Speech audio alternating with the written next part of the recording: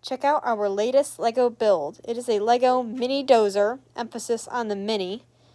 It is only 4 inches long and 3.5 inches wide. It has an M motor, and it's so tiny it doesn't even have the battery pack in it. It actually pulls it on its own trailer. It goes forward and backward. It can climb up a pretty good slope for its size. Thanks for watching. Please subscribe.